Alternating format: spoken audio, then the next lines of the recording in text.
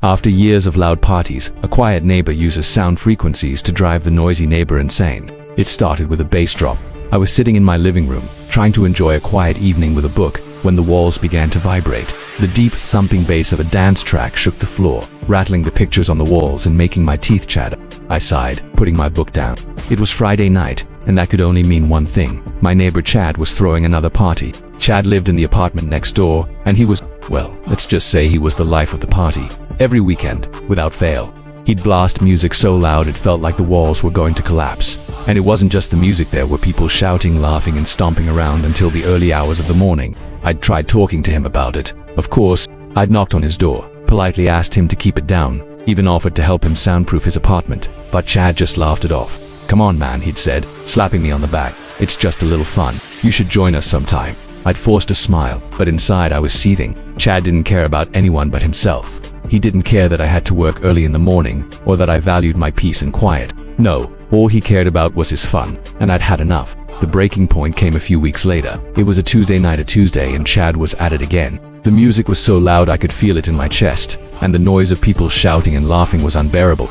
I tried to ignore it, to focus on my book, but it was impossible. My head was pounding, my nerves were frayed, and I couldn't take it anymore. I stormed over to Chad's apartment and pounded on the door. "Chad, open up." The door swung open, and there he was, Chad, in all his glory. He was wearing a tank top and shorts, holding a beer in one hand and a Bluetooth speaker in the other. "Hey man, what's up?" he said, grinning like nothing was wrong. "Chad, it's a Tuesday," I said, trying to keep my voice calm. "Do you really need to have a party right now?" He shrugged. "Hey, it's not a party. Just a few friends hanging out. You should join us." I clenched my fists, trying to control my anger. "Chad, I have to work tomorrow. I need some peace and quiet. Can you please keep it down?" He laughed. "Come on, man. Don't be such a buzzkill. It's just a little noise." I stared at him, my blood boiling.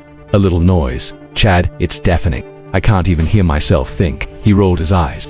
All right, I'll turn it down." Happy closed the door before I could respond, and I stood there fuming. I knew he wasn't going to turn it down. He never did.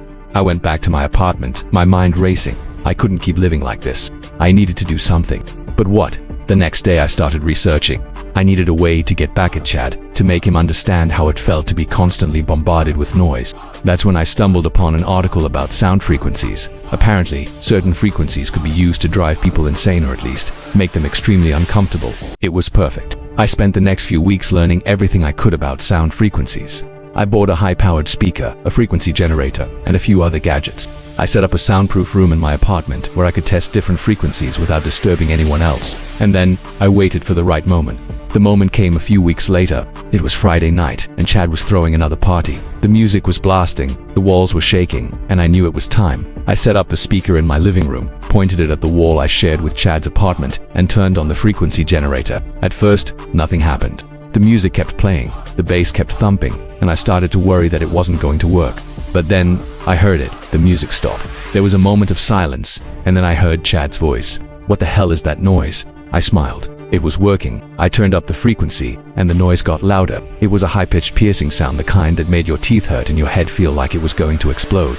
I heard Chad shouting, "Turn it off, turn it off." But I didn't. I kept the frequency going, watching as the noise drove him insane. The next day, Chad knocked on my door. He looked different. His eyes were bloodshot, his hair was a mess, and he looked like he hadn't slept in days. "Hey man," he said, his voice shaky. "Can we talk?" I nodded, trying to hide my smile. "Sure, Chad. What's up?" He took a deep breath. "Look, I'm sorry about the noise. I didn't realize how much it was bothering you. Can we call a truce?" I pretended to think about it for a moment, then nodded. "All right, Chad, truce." He looked relieved. "Thanks, man. I really appreciate it." I watched as he walked back to his apartment, feeling a mix of emotions, anger, satisfaction, but also pity. Chad had finally learned his lesson, but at what cost? It's been a few months since the noise revenge, and things are finally looking up. Chad still throws the occasional party, but he keeps the volume down, and he always invites me.